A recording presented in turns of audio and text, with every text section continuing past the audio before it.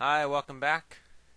This is the continuation of the glass vase painting, and we'll get started where we left off. Alright, so this flower up here still needs a dark center, and we're going to pull it out towards the outside. I want to apologize if the sound is a little bit quiet, but you know, you gotta do the best you can with the equipment you have. Make sure when you're putting the lighter colors or the highlights on the flowers, pulling the petals from the outside in, not only that you leave space between them, but that you're wiping your brush on a paper towel between loading, because you tend to pick up quite a bit of whatever color is already on the canvas. So you really want to keep your brush clean so that when it does blend a little bit, you don't get a color that you weren't planning on.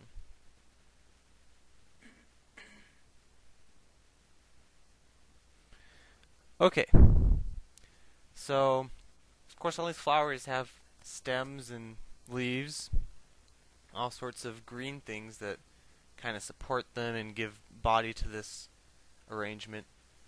So what we want to do is not only do we want to put an indication of these stems and leaves inside of the vase, but also all around it and around the flowers. So um, use a green mixed with black, or you can use yellow and black mixed with brown.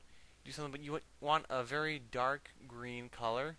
And I know you can't really see it right now, but I am putting it on the canvas. And if ever you want to look back, just go back to the beginning and check out the picture that we have there at the very beginning, and you can definitely see a little better what's going on. Okay, so let's make some of the actual well-defined leaves.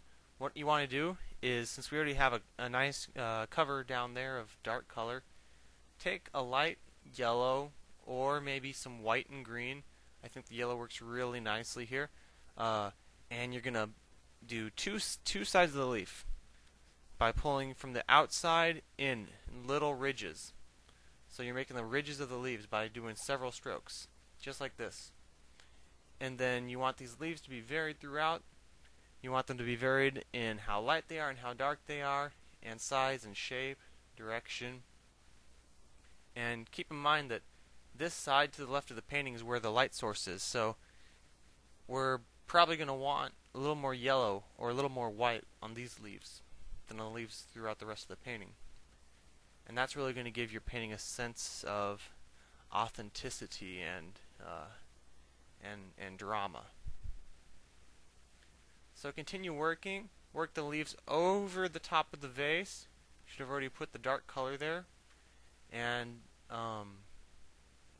you can keep using the same couple of strokes to put together all this arrangement of foliage. Once you've worked a little bit on the bottom, go ahead, work up in the top, and if you want, you can vary the leaves by putting in something like a half moon stroke for some different leaves, or maybe vary the color, put in a little red, put in some red in there, whatever you want to do. Just make it fun and enjoyable for yourself.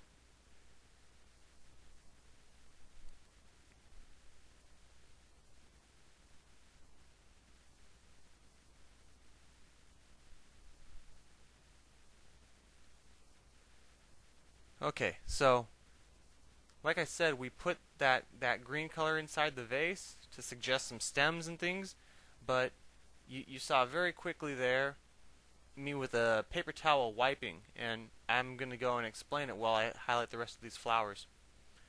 What I did is I wiped off across where the white paint already is. I wiped off the green color because I wasn't too careful putting it in there. It didn't matter too much. And then I redipped a clean part of that paper towel in the mineral spirits, and I wiped it off just a bit more so that we can be pretty clean. And that leaves me with a good color in there. the white's just a bit tinted, so it's a bit darker, and it's really going to work well. Okay, now on these flowers, all I'm doing is my brush has white on it, and I'm further defining and separating these petals. So you pull from the outside in, follow the same path that you did before with your brush, and make sure that in between loading, that you're wiping your brush. You don't want to put a bunch of red or a bunch of black or a bunch of orange back into your white, because then you're never going to have as bright a color as you had to begin with. You can do the same up here on this, and if you want, put in a little yellow in with the white this time. It'll really make a nice effect. It'll make it stand out, make it a bit different, something different to the painting. And just make sure you're cleaning your brush off, just like you saw me do there. And it's okay if you get a lot of white, just like I got there. A lot of white, but it'll work out just fine. Just wait, just watch. Okay, so keep blending and define the edges. And if you feel that maybe you've blended a little too much, you can go in with your finger, rub it a bit, wipe your brush off, and then blend it out a bit. Here on the left side, of course, like I said, I think the light source is going to be placed over there, and that's where I want it. So I'm going to put a little more of a highlight on this flower than on the other one, on the other side. And also, just to be fair to that flower, you know, I got to add a little more just on that edge, and then I want to definitely blend it out, just like you saw. Can't forget about our little bud up there. You guys can't even see it in here. All right, let's get to the fun.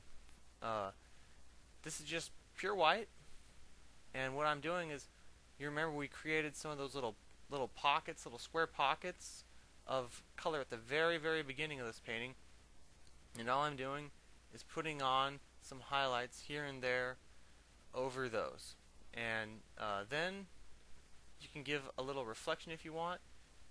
You can do this by wiping your brush off for the most part, and then just rubbing the little bit of white that's left down there. And something to really give your painting interest and break it up would be like little twigs. So if you want to, what you can do is take a liner brush and thin brown and white together, so you have a color light enough to be seen on the canvas. Now you don't want it too light, but you can see it here, and that's good. And the trick is always start from the base of the twig and then go up.